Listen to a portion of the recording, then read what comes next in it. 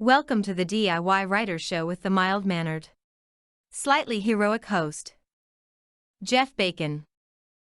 This is Jeff Bacon with the DIY Writer Podcast, and today we have the author of Murder on the Rocks and several other books, J.S. Strange. J.S. Strange. It's kind of a cool pen name. I'm just going to call you Jack, man. Jack's fine. Jack's fine. Cool. How you doing today, Jack? I'm all right. Yeah, not too bad. Thanks. How are you? Oh, not too bad. I see it's dark over there in the UK right now. You know, dark and cold. Dark and cold. Dark and cold. Middle of winter. Yeah. Ugh. I know. Yeah. Does it get? How cold does it get there? Oh, it gets quite cold. I mean, November, December gets chilly, and then it's January and February where it gets bloody awful. But my birthday's in February, so that kind of makes up for it, I suppose. That warms it up a bit, huh? Yeah, it does. Yeah. And funnily enough, I mean, like, that was my last February this year was my last sort of like normal night out. I went out for my birthday, and a few weeks later we were in lockdown. Happy birthday, Jack. I know, yeah. So God knows what February 2021 is going to be like, but there we go. Hopefully a hell of a lot better. Let's hope so. Yeah, let's hope so. But you know, it's fine. I'm feeling Christmassy now, you know, like ready for it. Like happy 1st of December and that, you know. Christmassy. Christmas and COVID. It's going to be wonderful. Yeah. Well, they've stopped selling alcohol here from Friday. What? Yeah, here in Wales, pubs can't serve alcohol from 6 p.m. Why? Because of COVID. Whoa. That's a little drastic. Mm-hmm. How the hell are you supposed to cope? Well, you just go to the supermarket. Oh, well, okay, yeah, you can drink at home, but it's not a pub. Yeah, it's not a pub. No. So that's happening for us. That's great. Sorry about that. Yeah, well, that's all right. You know, it's fine. Stock up on the Jack Daniels, I think. Jack Daniels. Yeah. Ooh, yeah, that's really good stuff, huh? Yeah, I like it. Okay. Can't be dealing with any Jack Daniels honey or anything like that. It's just got to be the original. The original Jack Daniels. Yeah, that's cool. I like that too. More of a tequila guy myself, but you know that's all right. Tequila's a tough one for me. Yeah, it's one of those things where you start drinking it, and then all of a sudden you have stupid thoughts like starting a podcast or doing other things, writing a book, you know, whatever. Speaking of books, let's talk about yours. Okay. Yeah. Let's go. So you've got a quite a few out there. You've got Murder on the Rocks, which is a cozy murder. Still not sure what a cozy murder is. I guess you just kind of I don't even know. And then kill him or what? Yeah. I don't really know what a cozy murder is, really. I think it's just, you know, kind of marketed as a cozy murder because it's like 6 characters or so. I think that's what kind of defies the cozy, because there's not a big, like, massive cast. Oh. Yeah. That's how I would define it anyway, at least. Okay. Is that your latest book, or is that No, that is so I released that one published in 2019. Okay. And then the follow-up to that, it's not a sequel, but it's like the second in the Jordan Jenner mystery series. Okay. So the second one published in the same year, but in October. So my most recent one is the one that published in October 2019 called The Art of Murder. Okay. And at the moment I'm writing the third one now, but that was supposed to be scheduled for it was supposed to be out now, basically. It was supposed to be a Christmas murder mystery, but there were delays and all that sort of stuff. So that will probably happen next year now. So as far as writing goes, and you've been where you're at, you've been locked down quite a bit, haven't you? Yeah, pretty much. Yeah. We had our, you know, few months, I think it was, of lockdown, like the whole of the UK. And then Wales, where I live, kind of went into local lockdowns and then 2-week lockdowns and all that sort of stuff. So yeah, we've been in and out basically. Yeah. So, you know, before COVID, I think every author's dream was, I just love to be locked in my house and just be able to write. Mm. And then it happens and everybody goes, shit, I can't write. Yeah. Oh my Yeah. God, this is horrible. And you're sitting there watching the news and, the death and dismemberment of society basically. And Mm. you're like, I can't write. I have to watch this or whatever. And I know a lot of authors that took advantage of the time. I know a lot of authors that like, I just can't write. I'm locked, So Yeah. how's it been for you? Well, so here's the thing. Before all of this kicked off, I was struggling to write. So it came to publishing The Art of Murder in October 2019. And after that, I was like, yeah, I've got this locked down. I know exactly what's going to happen. Like, I've got my third book coming, and then I'll have a Christmas book, and I'm going to have 2 books every year. And it got to November, December to the new year. And I was like, oh, fuck, like I don't have anything. I like, what am I supposed to, like, I was like redrafting like things, and I was starting and stopping, and I was like, oh, this isn't happening. And now I've finally started to get that flow again with this Christmas one, and I was like, yeah, this is going to happen. I'm going to have this out by November 2020. It's going to be a nice thing in this crap year, and then like I was like, oh, I've hit a wall again, so that didn't happen. But the thing is, everyone has kind of quarantined and locked themselves down, and a lot of people aren't working because they've been do you guys have furlough over there? We've got furlough here. Not really, no. Oh, okay. So yeah, so people are able to still get paid, but they're not working basically at the moment because of government grants. So a lot of people have got that situation going on. Me, I work in news, so it didn't stop. No. I've been going in still like a normal sort of working day. The only thing that's changed for me really is social distancing. Sure. So of course I still don't have as much time as I'd like, even with quarantining and lockdowns, because I'm still going into work. So it's a juggling act. So how has that changed? I mean, how are you coping with that, going into work and dealing with the news? I mean, what do you do with the news? So I am a video editor. So Okay. the news reports you kind of see on TV, between the presenter talking and all that sort of stuff. I put all of that together basically. Okay. So I cut those video reports. So obviously it's been a very busy time because of all of this. Right.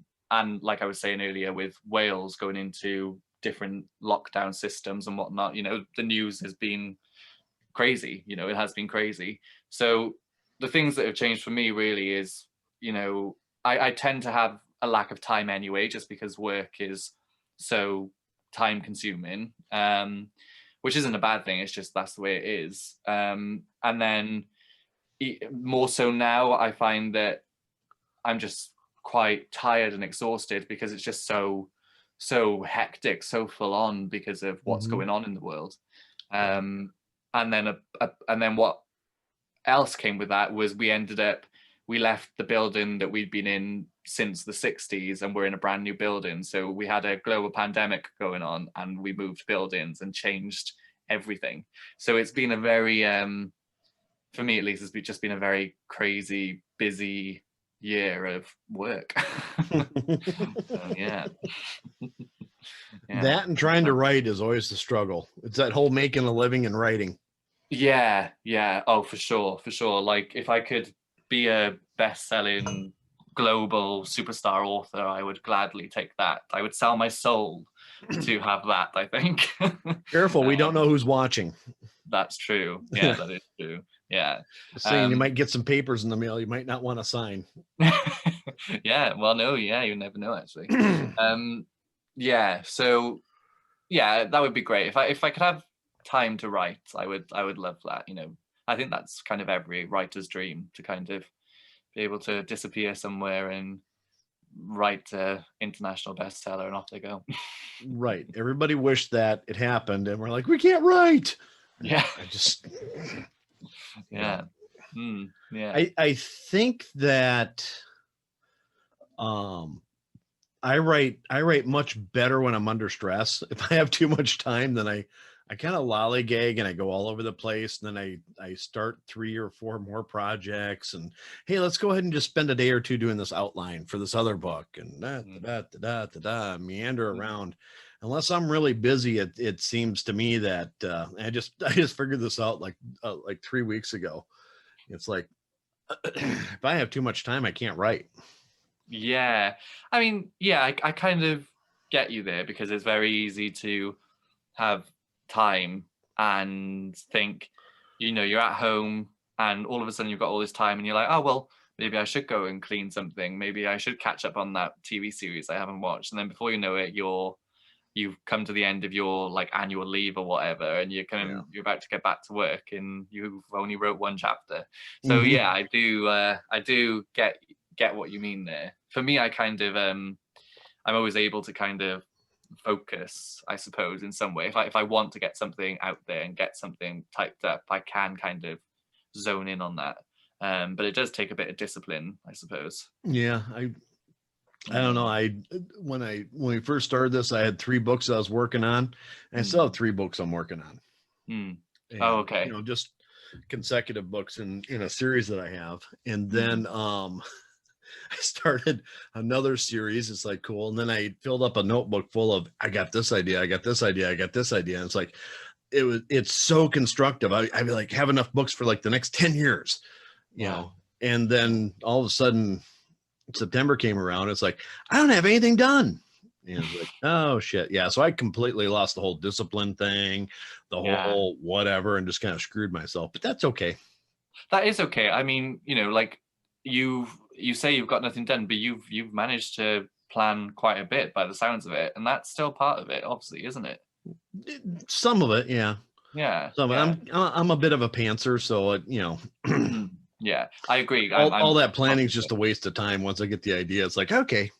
Yeah, no, I completely agree with you there. I'm the same there as well. It's very much like I kind of have an overview and then off I go. Yep. Yeah. Do you set yourself deadlines? Do you find that you set yourself deadlines, or do you kind of just go with it? Yes and no. My problem is that when I set a deadline, okay, I'll meet that deadline. And let's set it for another 2 weeks so I can, this is my editing. And it's like, oh crap, I need to rewrite that. And so, it goes through iterations, but I set deadlines for, rough draft 1, rough draft 2, rough draft 19, and then send it to an editor and then edit 1, edit 2, edit 3, whatever. Yeah. Oh yeah. It can be a long process. And I struggle with patience as well. So sometimes I'm a bit like, oh, for God's sake, I just kind of want to get this out of the way now. You get sick by the end of it. Like, that's what I find with mine. By the time I don't know how you are, but I guess you just told me, but by the time I get to the point to where I'm ready to publish, I don't ever want to read that damn book again. I know. It's just like, okay, let's get on to the next one. But yeah, I'm like that. And then, I've been through it so many times, and I've had an editor go through it so many times, and then my publisher have been through it so many times, and then it goes out, and I'm like, thank God that's gone. Like, I'm glad people either like it or they don't like it in some cases. And then you get one message, and they're like, "Hi, just so you know, there's actually a typo on this page," and I'm like, how many people went through that and saw missed that one little full stop missing or something? I'm like, oh, for God's sake. There isn't a book out there that doesn't have a typo. You're talking about world famous authors. I think every one of them.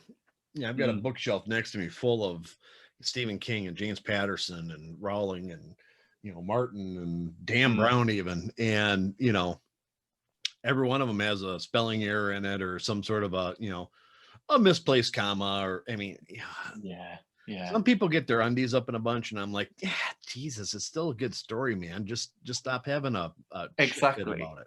Yeah, I completely agree. I love it when I get a book, and especially if it's by a big author and I'm reading it and I'm like, oh, typo. Yeah. And I don't care. I just move past it. I'm like, oh, typo there. but I move past it. But I like seeing it. Yeah, I do too, because it makes you feel better, because how many editors do they have, and how many proofreaders, and the publishing houses that front all that stuff, and all these really, well, you think really expensively paid professionals. We get our editor, and it's like, I love her or him, and whatever, and you assume that and the proofreader does a good job, but on the other hand, it's never perfect. Then they screw up, and you're like, yes, damn it, yes.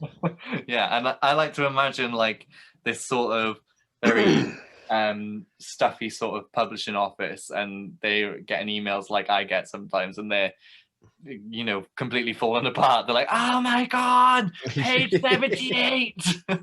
Just completely like tearing their hair out about it. And that kind of reminds me of the some of the dumb reviews that you get where desperately needs an editor. It's like, George R. Martin, what are you talking about? Doesn't need a damn editor, and then I'll get the same review, and I'm like, who cares? Yeah, I know. Me and George. Yeah, sometimes when I am upset about a review I get, I do look through reviews of much more famous authors, and I'm like, not so bad.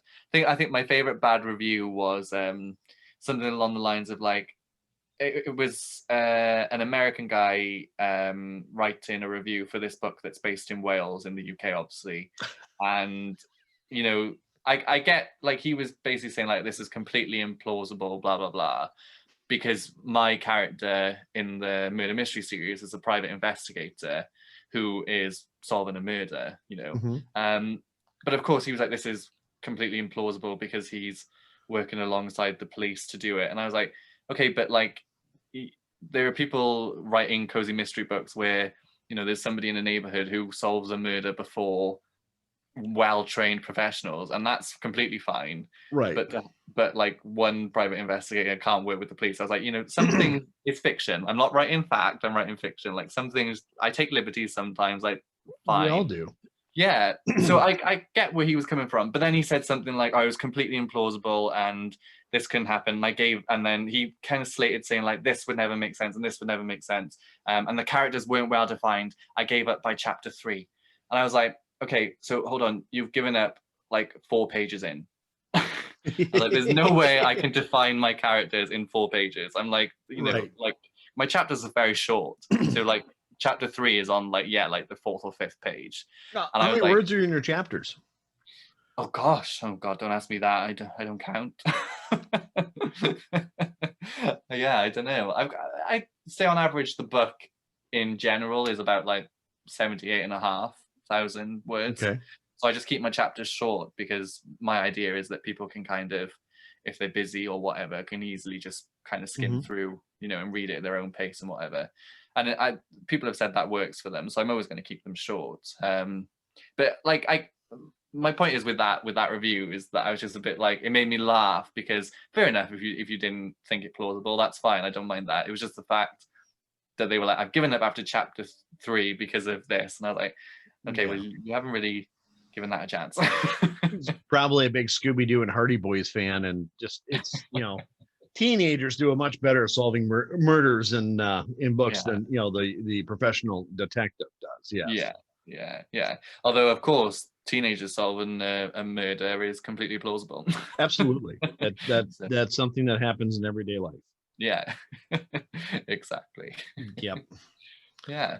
That, and a well-practiced somebody who's been on Call of Duty for the last 10 years, fighting in wars. that really works well too. As far as being completely plausible.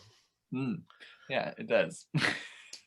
What I get a kick out of is the the answer to that's been that RPG type, that lit RPG genre, where it's some kid who's really good at video games, and put the VR goggles on, and they're in this world, and now it's first person, Ready Player One and that type of stuff, where it's kind of a mix. I get such a kick out of that. Yeah. Do you know what? I don't think I've read or watched much of that sort of stuff. Yeah, I'm probably one of the few people that not a real big fan of that. genre. Yeah. I don't think I am either. It's Really. totally it's not even plausible. Yeah. I kind of see it advertised, and I'm just like, okay, and I move on. Yeah, well, Yeah. And not it's things like Fast and Furious and all that sort of stuff. I can't with that either. I just move past that as well. I think the first 3 were good. The last 9 have been horrible. Yeah, well, are they on 9? Are they? I have no idea. Yeah, no. I don't know. I lost track after I think Tokyo Dip or whatever it was. Yeah, the classic. Yeah, the classics, and when The Rock got in there, I didn't watch that one, and just whatever. Yeah, nah, not for me. Me either. So you used to have a radio show that dealt with paranormal. Yes, yeah, I did. And yet you write like cozy murder books and detective books and stuff. I would assume you had something in here that'd be more paranormal. But yeah, well, so love anything to do with the paranormal. I completely, like, if you told me now that you had recorded an episode and then you heard a ghost come through as you were like talking it and you made it up, I'd be like, yeah, completely believe that. I would just like, anything spooky, or I'm a big fan of like the horror genre. And I mean, when I first set out writing, I wrote zombie novels, and I never finished that series. I planned to do it as a trilogy, and I got to book 3, and I think I got some sort of, I think I finished the second one, and then I had it all planned out, and then the third one came along, and I just couldn't write it, and I don't know why, but it just wasn't happening. So I do like horror, and I always thought of myself as sort of this like horror writer. But I think because what happened with those zombie books and I kind of stopped, I was like kind of at a loss. And I'd always, if it wasn't horror I was reading, it was crime novels I was reading. And for a long time I told myself I couldn't write anything crime related. I was very much like, I always would read a crime book, and if it was a good crime book, I would be like, wow, how did they even come up with that? And how do they even put those red herrings in? I thought I could never do that. And then I found myself writing a murder mystery, and I was like, oh, okay, like, I like this. I quite like this. And I found some sort of confidence to do it. So it's kind of like marketed, the Jordan Jenner series kind of is marketed as this cozy murder mystery. And for the first one in particular, it probably is a bit more cozy because it's in the sense that there's less characters, as I was saying, and there's like, it is set at Christmas time, and it does feel a bit more like cozy, if you will. Whereas the second one, The Art of Murder, I kind of made it a little bit darker because whilst I don't mind the cozy murder, at the end of the day, it's a murder mystery. And I thought, well, there's got to be some sort of thing here that's making my main character a bit more scared of stuff.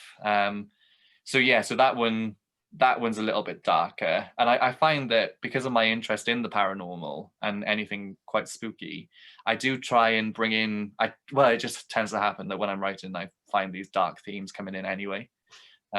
So yeah, and I do like, I would love to, I've thought about writing books about like, sort of like a paranormal thing about a psychic who solves crimes or something like that, and maybe that will happen one day. But yeah, I just love anything dark.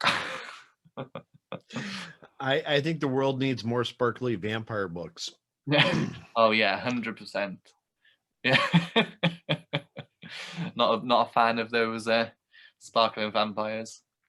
No, I'm not. I can't get into it. I don't know why, but it's just one of those things that I mean, is there any dark to that? Not really. They're sparkly. Yeah, exactly. They don't die in the sun; they sparkle. Okay, I'm looking at which was very clever. I get that. Yeah. Well, I mean, it's that's not been done before. No. We can give credit where it's due. Yep, we can. You know, Yeah. I do like, you know, the only way to kill them is to rip their head off and burn them. But, you know, other than that, it's, you know, kind of, Yeah. Just a shame the, characters are a bit insufferable. Yeah. you know, yeah. It's hard to read the books and not see the movie. If you watch the movie first and then you read the books, you're like, oh, that's that guy. Oh, you know, and she does a fine job of writing. There's, I mean, you know, but yeah, it's just, you know, not my favorite thing. No, I couldn't click with the characters really. It wasn't something for me. I found myself getting quite sad reading the books. Yeah, and so there's us and 3 other people. Everybody else loves the damn thing, so yeah, that's what counts. Well, exactly. Yeah, I mean, there's massive success, so fair play. Yeah, fair play to it. There's plenty of books out there that I like and people would hate, and vice versa. So, you know, that's like with Dan Brown. Are you familiar with his books? yes, yeah. I think it's really funny that people say, well, he's not a really good writer. But the amount of detail, I don't know anybody that puts the amount of research and detail into their books like he does. I mean, I don't know. I mean, that's something. Yeah, it is. It is. It is, because I don't know. I like a book that kind of shows that an author has done research, but isn't a book that's kind of like, look at all this research I've done. It's a bit like, I'm here to read a story, not to be kind of told facts about. Yeah, everything. I like his books because I think he does a nice job of interweaving the two. Yeah, which is great. You know, and as far as telling the story, I think he does, you know, an amazing job. They're big books, but on the other hand, it's you know, it's worth a read. I mean, but I mean, you know, whatever. That's my humble opinion. Yeah, I think I can't remember when I stopped reading his books. It was probably a couple of years ago now. I think I very much read those books when I was about 15, 16 or so. Yeah. And I just haven't kept up with it. You know, same with James Patterson. I was reading his books when I was a younger teenager. Whereas now I haven't bought a James Patterson book in, well, God, years. Yeah, I'm looking at my bookcase now and I haven't got any on my bookcase. So that kind of proves the point. Yeah, but his writing style kind of matches up with yours as far as the short chapters and, you know, things. I think the short chapters make things move faster. And yes. You can also, if you have a short chapter, you have less of a tendency to kill the scene or the, you know, you don't get bored with it, you know, versus something that's, you know, his chapters, I think, are about 650 to 1,000 words. Okay. Ish, something like that, you know. Maybe 500 to 1,000 something. I mean, it's around that area or whatever. But yeah, well, I think that's probably why the short chapters have stuck with me, because I mean, when I was reading the James Patterson books, I liked that I would get through a chapter quite quickly.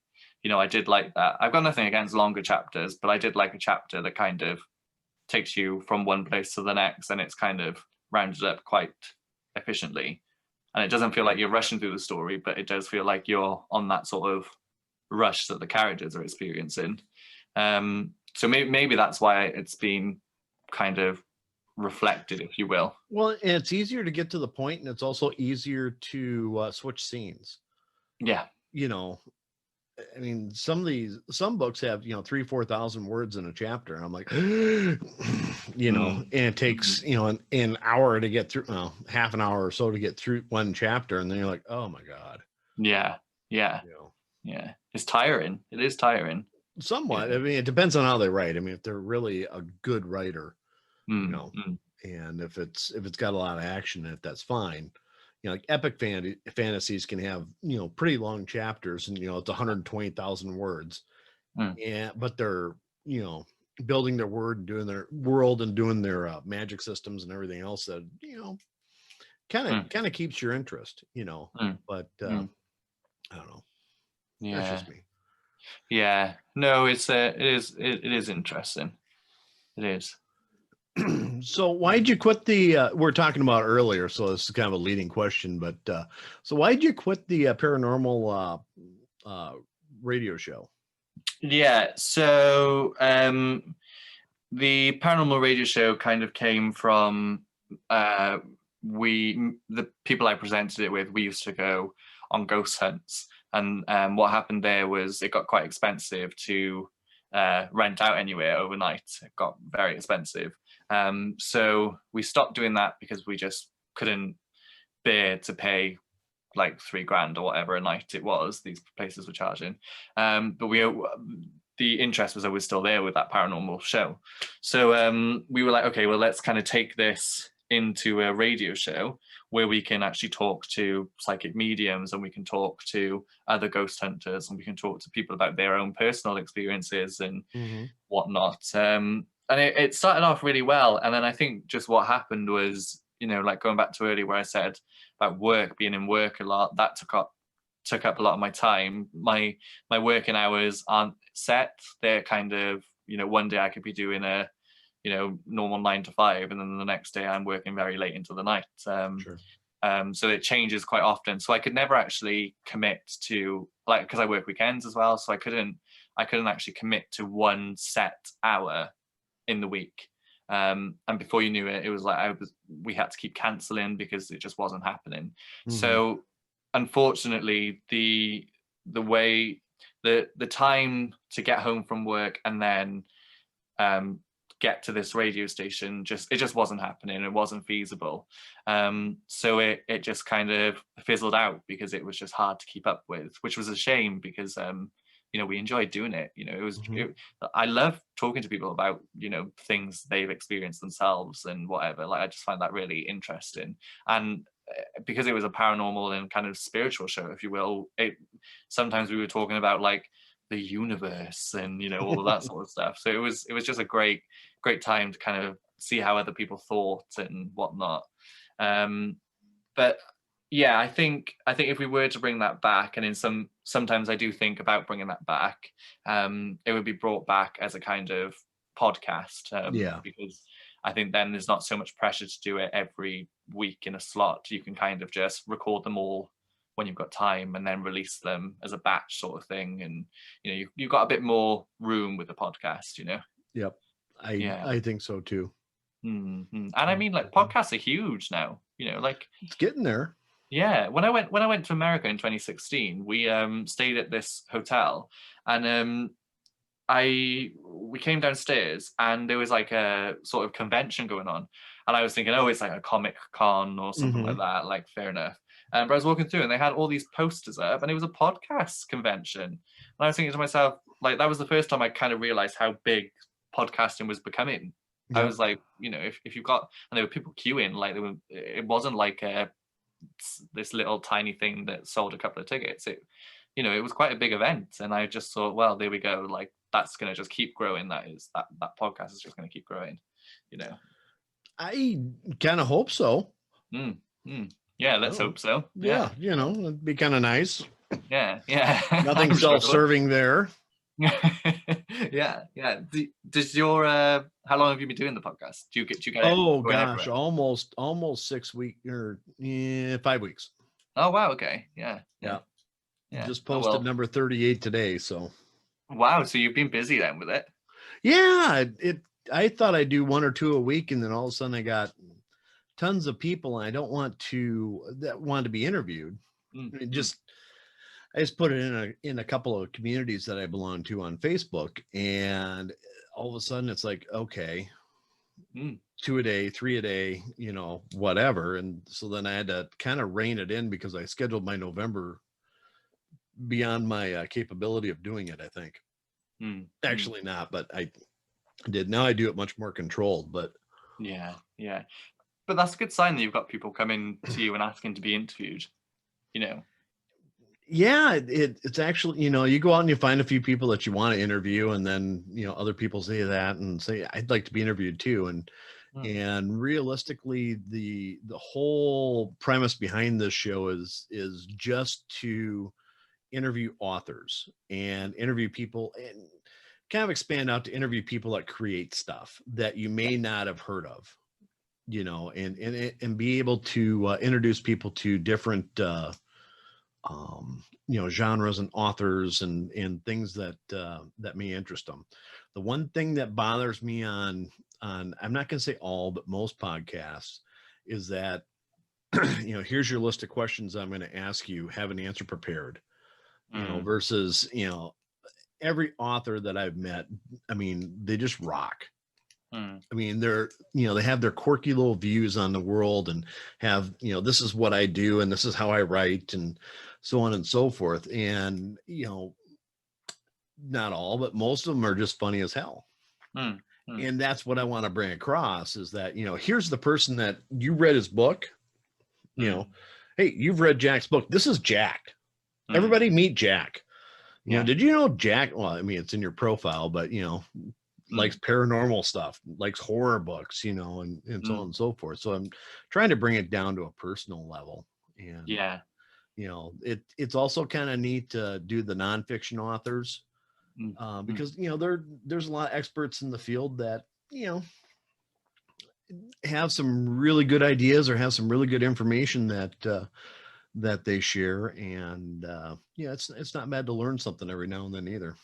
No, no, for sure. Yeah, I've been reading more non-fiction books lately. I've very much always was reading fiction books, and then kind of occurred to me, well, maybe I should be reading non-fiction.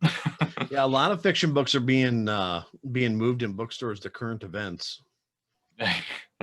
Yeah, yeah. Anything dealing with pandemics. Well, let's move this over here to nonfiction. Yeah, yeah. I released my zombie novels at the wrong time, probably. Yeah, exactly. Yeah. Happening in Wales now. Yeah, yeah, I know. Yeah, alcohol is not being served. I think it's funny with the everybody's hope that some sort of a vaccine's coming out.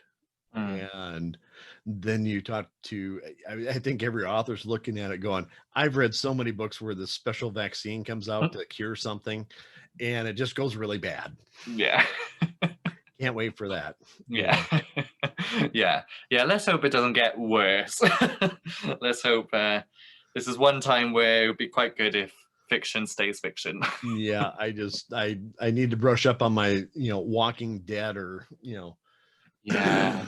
Yeah. I would not be able to survive a zombie apocalypse. I'd be gone. I don't know. Like, yeah. No, I just think that would be the end. The end. Actually, it'd probably be the beginning. You'd be one of the you'd end up being one of the zombies. Yeah, that's the only outcome I could see for myself. Like, I would not be a Rick or anything like that. I would be a Walking Dead. Yeah. Yeah, I would be. But have you watched that series, The Walking Dead? I have, yeah, but I got bored. Did you? Yeah, I did. I stuck with it until Negan came in. Okay. And then I found him really irritating. And yeah, and then I got bored. See, I actually stuck with it through Negan, just because I had a morbid desire to see him fall. Yeah. Did he ever fall? Kind of. Okay. I mean, his city, spoiler alert, they do end up beating him and jailing him. And then he's kind of at the end of season 9 he's becoming part of the community. He's kind of a worthwhile guy, I guess, or whatever. Yeah. And things just get a little weird. And of course there's another big bad that they're trying to deal with that, Yeah. But I haven't watched the new season yet. I kind of wait till they come out on Netflix so I can do that binge instead of waiting. Yeah. Yeah, that is the problem. See, we can call it inspiration, watching stuff and binge and stuff, but It's research. Yeah. Research for the book I'm struggling to write. Right. And it's not even close to the genre I write in. So yeah, this is it. This is it. Yeah. It's a tough one. Yeah, I think one of the most interesting things that I've seen, what was it, World War Z? Mm. I thought that was cool because the zombies were fast. Yes. The zombies actually ran. Mm. Versus the Walking Dead, like that barely limping along, their legs falling off and all that kind of stuff, which is utterly disgusting. And yes, if there's 1,000 of them, it's kind of tough to hit every one of them. But on the other hand, if it's fast, I think the in the fast turn, I like that too, where you're bit, you're turned, you're done. And all of a sudden you're chasing somebody else. Yeah. And I don't know why that appealed. It was kind of a dumb movie, but it was, that appealed to me as far as, horror goes, because how the hell do you turn it up? Make them fast. Yeah. Brilliant. Yeah, I like that from that film as well, because I kind of used that with when I was writing my zombie ones. I like the idea of zombies being able to run, and I like the idea of them once you're bitten, that's it, sort of thing. Yeah. So I did use that, because I thought like that makes it just so much better. That's the threat, and I know the zombie is the threat, but you've got a bit of a delay. I was like, nah, get rid of that delay, that's gone. Then it's a massive threat. You can write a much more exciting scene when they run.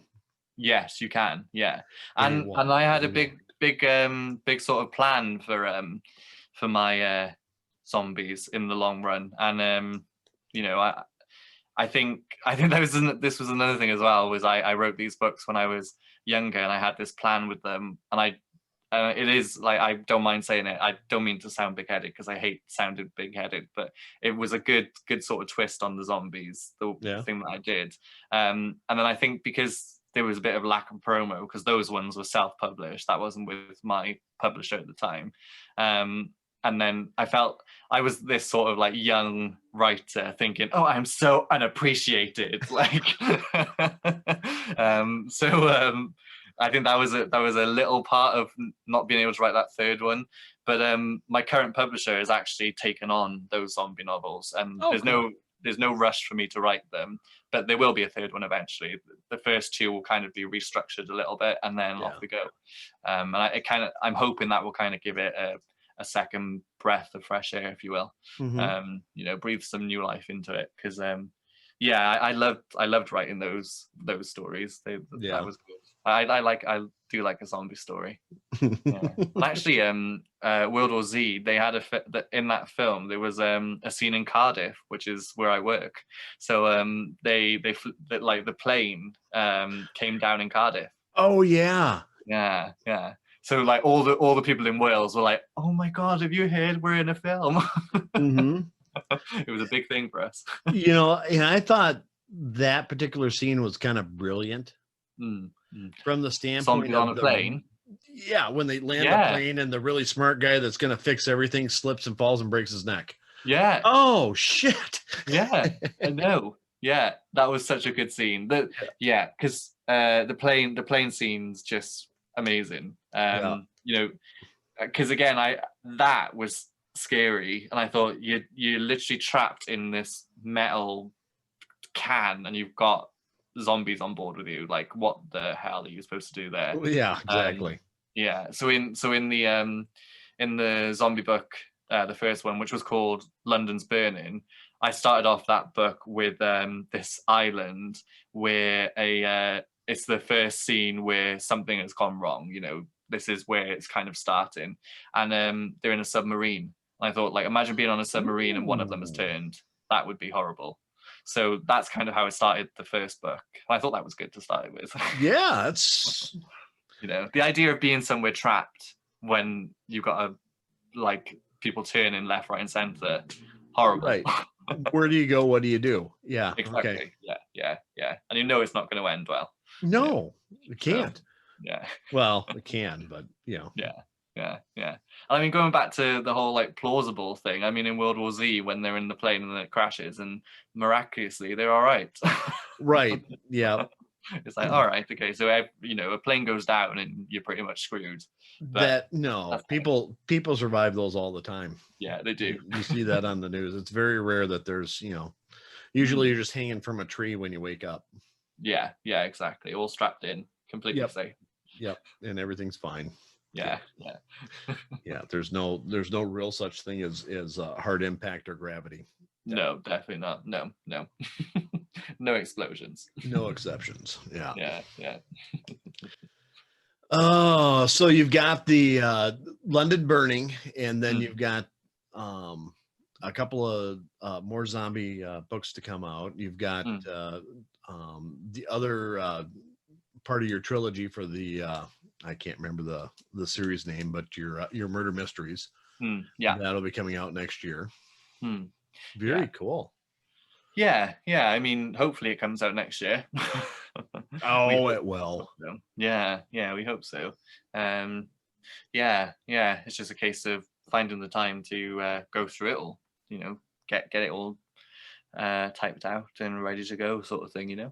But my publishers have been great. There's no pressure to kind of get something done by a certain time or anything like that. They've been very helpful.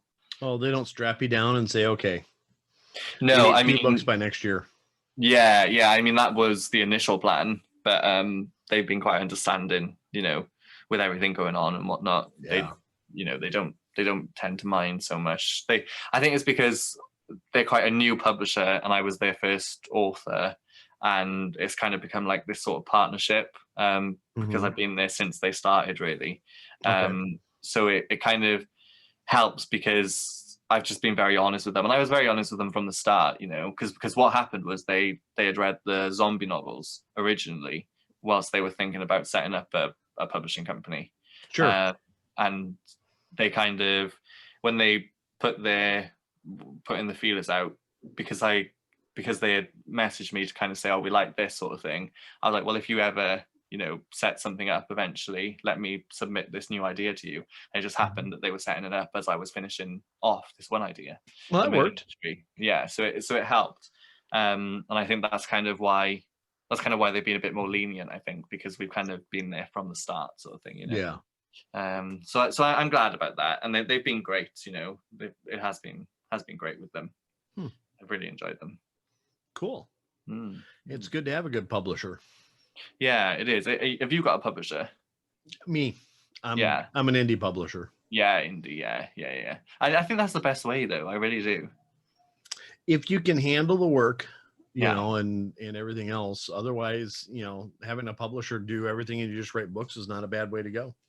No. Yeah. But then there's plenty of authors that I know who have signed with big publishing companies, and either they've only published one book and then nothing else since, or they're still waiting, Yeah. Because sometimes they kind of just get forgotten about. I know a friend of mine just released a book, and she was telling me that she sent it off to a publisher to see if she can. She's an indie author, but she sent it off to a publisher, and they said, it doesn't really fit in this box, or it's not really, and she got so frustrated with the process. She's like, I'm just going to publish it. And she's a best-selling author, Yeah. I mean, obviously the idea was good. So I think when you get with bigger publishers, I think their marketing departments and their idea of what they do, and what they plan to do, they only have so many slots to fill every year and so on and so forth. I think that, probably restricts them from actually, getting things that could be, fairly new and revolutionary and help both them and the author out. So I think, that's where the indie authoring comes into play, is that, there's lots of ways to promote yourself and throw a new idea out there or a new twist that doesn't quite fit in the genre, Yeah. You can flirt with 6 or 7 different genres and sell it on Amazon all by yourself and do just fine. Yeah, I completely agree. There was plenty of times where I got very frustrated, like your friend, with the whole publishing process, because they were things you get back, saying, oh, well, it doesn't work because of this and it doesn't work because of that. But it was things that they kind of wanted to mold into something that's been done quite a lot of times before. Right. And that sort of, your story changes. I think with my murder mystery series, so Jordan Jenner, who's the main protagonist of that series, so like I was saying earlier, I've read a lot of crime novels where you've got a private investigator or you've got a detective at the lead, but they tend to be straight men who are drinking whiskey and they've had a hard life and that sort of thing. Mm-hmm. So how I approached it was with a gay man who isn't coming out, he's just gay, and he's the private investigator, and off you go, sort of thing. And I sent it off to one publisher who came back to me and said, we like the story, but unfortunately we've just signed an author who has got a gay male lead as a private investigator, so we think this is too similar. Please can you change the protagonist to a straight female or a straight man? And I was like, so your whole publishing catalog is series with straight male detectives, and you're telling me that you're not going to publish mine because you've just signed another gay lead, but you'll publish it if I change it to a straight man when you've got loads of other books with straight men? And I thought to myself, I was like, I think there's a problem there. So I just kind of said, oh, come on, that's not what you really said. You're like, yeah. So I was just a bit like, I was like, okay, fine, if that's what you want. But I just didn't do it. I said, yeah, I'll leave it. Like, if that's fine, I just left it. Because that wasn't the publisher I wanted to go with, I don't think. No, because if they're gonna do screwy stuff like that up front, how many stupid things are they gonna do in the process and after you publish? Yeah, exactly. Exactly. I mean, that's the one thing. I mean, anytime you're dealing with a new company in general, if they do stupid stuff right up front, you kind of go, do I really want to deal with you? Do I want to get out before it's too late? Type thing. So, I mean, they probably did you a favor. Yeah. I think so. That led to you landing where you did. Yeah, I think so. Because it was kind of this sort of thing that was treated as a niche, and they'd fill that niche, and they didn't need anything else. And it was like, well, okay. Can you imagine the corporate planning that they had? Okay, this year we're going to have 42 detectives. I have one slot for one gay lead. Yeah. All right. Yep. All right. Fill that and we're done with that. The rest of them are straight. All right. Yeah. Good. Next, sparkly vampires. We need 3 sparkly vampires. Yeah. Yeah, I think that's probably what happened. Yeah. It was yeah, I kind of sat there thinking to myself, did I just read that? I was like, come on, like, is that really what I've just read? Hey, calm down. We have a quota here, pal. Yeah. Yeah. Well, I hope their one book series with their one gay lead has done well for them. Well, you don't want to stretch yourself thin with that kind of stuff, evidently. No. Yeah. So idiots. Yeah, that was a fun publishing experience. Well, and that it's kind of the BS that I think you run into, just these weird confinements that they come up with just because they have, like I said, they have their own schedules, and obviously they're doing it to make some money and they know what's going to sell for them, what's not, or whatever it is. I don't know. Who knows? I've been in plenty of corporate meetings where nothing makes any sense, but it's good for the company. Yeah. And you're looking like, no, it's not. Okay, no, this is dumb. Yeah. And everybody else like, I don't see why it's dumb. Like, well, okay. Let's take the logic out of it. The best thing to do in those situations is just kind of glaze over and, Yeah, I didn't have that skill. Did you not? Did you speak up? I did not have that skill. It didn't end well for me. That's why I'm Oh. self-employed, because no one else will put up with my mouth. But Well, there we go. That's a good thing. I think more right, people should be like that. maybe. Yeah. Yeah. I don't know. But I've got, I'm actually thinking about writing actually, I shouldn't say thinking. I wrote a nonfiction book during this time that deals with corporate stupidity and assholes. Yeah. And I'm kind of waiting to publish it. But when I do, it's, it's kind of a tongue-in-cheek comedy. Yeah. But on the other hand, it's like, this shit really happened, Yeah. just stupid stuff. Yeah. Publish it, because there'll be plenty of people who would relate to that. Oh, I got a little restriction with a contract that I have to wait 1 year for. Oh, do you? Yeah. So is it like a bit of an expose? Somewhat. Yeah. Somewhat, but it'll be fun when it comes out. Yeah, I bet it will. Yeah, you'll have to let me know when that comes out, because that sounds good. Yeah, I'm actually looking at the front cover, and I'm thinking about doing this for the front cover. You should. Yeah. You should do that. Yeah. Fuck you little mini company. But I don't know. Yeah. No, I know. That's like I say, there should just be more things like that. Yeah, that and lawsuits. We'll see what happens. Yeah, I put a different name on it. Nobody will ever know. Absolutely. I do a pen name for it, so it'll take everybody a little bit of time to figure it out. Yeah. Advertise it underneath my aliases on Facebook and stuff, and whatever. Yeah. But yeah, it'll go well. Yeah. I trust you won't be sued. Maybe over in Britain, but here, damn it, we sue every day, so that's I'm sure that's going to happen. Yeah, it's all right. That'll be a fun court case. Yeah. Did I lie? Oh, I didn't. Okay. Yeah. Is this contract over? Yeah, I did. Sorry. Oh, you look like an asshole. Yes, you do. You still do. Anyway. Yeah. That's quite enough of that. What's that? It'll be worth it. It'll be worth it. It'll be worth it, right? Now make it into a murder mystery. Yeah, exactly. Why was this man killed? Well, because he told the truth. Right. He wrote a book and he published it. Oh my God.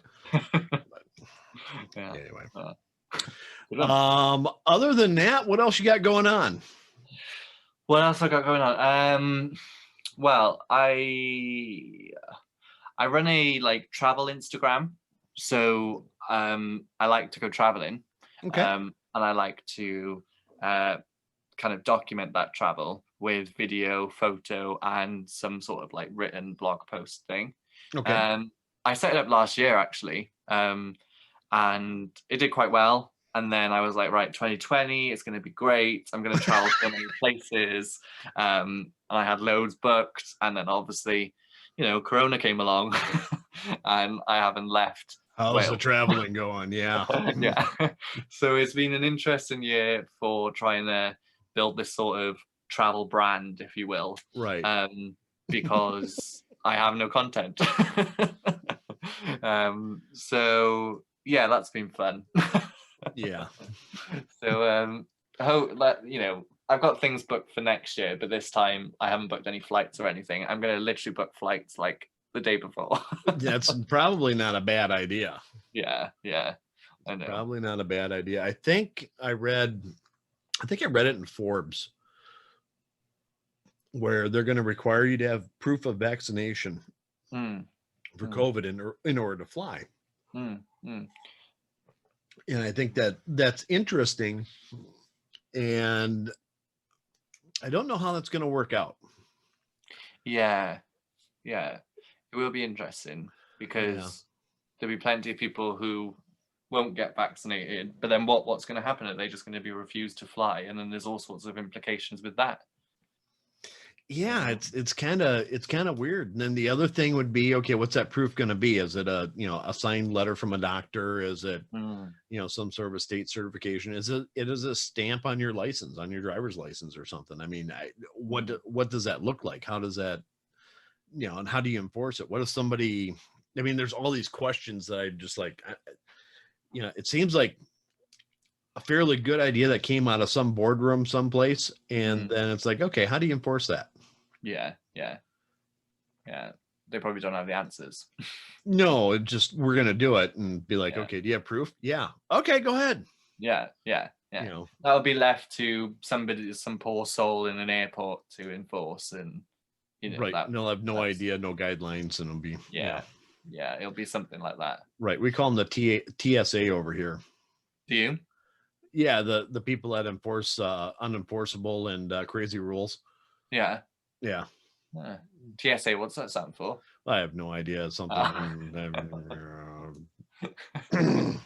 Yeah. They're No, the new security folks that hold you up for having a bottle of water in your bag. Yeah. See, we call them jobs worths. Oh. Yeah. Yeah, people who just take their jobs way too seriously. Yes. They and that is the TSA. I watched an old lady have her purse dumped out and have her nail clippers taken because it had the nail file on the nail clippers was too long. Okay, I get that. Yeah. And then, and obviously this old lady, she's like 70 some years old, definitely a threat. I can see her hijacking the entire freaking plane. Yeah. Killing people. She looks rabid. She really did. Yep. Yeah. And, once she got her purse back and grabbed her walker, then she was fine. All right. Okay. That's good. I mean, it was insane. Whereas these young guys with computer cases and everything else are just flying through, and it's like, you should stop one of those guys. Yeah. I just maybe do a random search there, all the wires and everything else. Yeah, it doesn't look like a bomb. Yeah. Well, obviously a computer, but that old lady with the nail clippers, get her. Yeah. The thing is, she's a skilled lock picker. She could easily get in the cockpit with that. So that's why it's got to go. Yeah. Those old ladies will get you. Yeah, definitely, with their tea and their biscuits and their nail clippers. Yeah. Oh, just to kind of wrap things up, we're going a little over an hour. That's all right though. Cool. So you got your books coming out. Anything you want to tell your readers before you sign off? The main thing I would say is, if you're interested in cozy mysteries, murder mysteries, crimes, thrillers, or even horrors, I really would recommend checking out my publisher, Panther Publishing. The great thing about Panther is that they are very much, their slogan is championing the unknown, because they're very much this sort of publisher that wants to shine a light and wants to develop brand new talent, and kind of promote those authors and develop those authors. And they've been great with finding new talent. They you get some publishers who are like, oh, that author is self-published, I'm not going to publish them, sort of thing, right? Whereas pretty much everyone they've signed so far has been self-published at some point in their writing career. Sure. And they've genuinely just picked up that self-published book, read it, saw the reviews, enjoyed the book themselves, and approached those authors, those writers, and said, yeah, like this, are you interested in signing with us? And if they are, and then off they go, and then they develop that. And then equally, if they've got people who have never published before submitting to them, and they've read it and they've enjoyed it, they act like a normal publisher and just say, yeah, this is great. It's very rare that Panther will kind of turn around and say to this author, we don't like this book because of XYZ, maybe you should make it more like this. They are very much like, yeah, this works. It might be a bit quirky, might have been something new, but this works and we like it, so let's just publish it. And they've been really good like that, and they do all they can. They're a small publisher, their marketing budgets don't extend very far and all of that sort of stuff, but they do what they can. And so I just say, if you're looking for a publisher like that, or if you're looking for books of brand new talent, check them out, because they're great for kind of bringing those writers to the forefront. And I'll put their link in your in the show description so people can find them on the internet. I'd also like to link to your Instagram travel page. If you wouldn't mind emailing that to me, and I'll throw that in there too. Yeah, I'll do that. It's called Jack Runs the World, but I'll link you to it. Oh, I got that. Oh, have you? I found you. Yes. Yeah. So that's my like kind of the place where I share all my travels. Yeah, I actually was going to ask you about that, and if you actually do run the world, what the hell you been doing this last year? What the hell? Crying because my 3-week road trip in America was cancelled, and if you're running the world, I think you've done a shitty job this year. No, I'm just I kidding. definitely have. I really have. Yeah, Little mismanagement there or something. I don't know. This is the thing. See, I shouldn't have called it Runs the World. I should have just put Jack Travels Sometimes. That's what I should have called it. Sometimes maybe. Yeah. on a good year. Yeah. Because it hasn't gone well. Yeah. All righty. With that, I'm going to go ahead and call the show done. Lovely. Thank you very much, Jack. It's been a pleasure.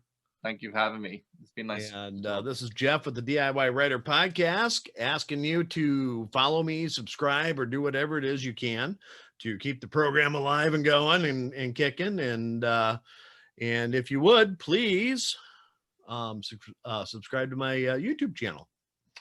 Other than that, I want everybody to have a great day, and we'll talk to you later. Bye. Please hit the subscribe button. I get a bonus for every subscriber, and I only need 1,506 more to become a full-time paid employee. Help me, please.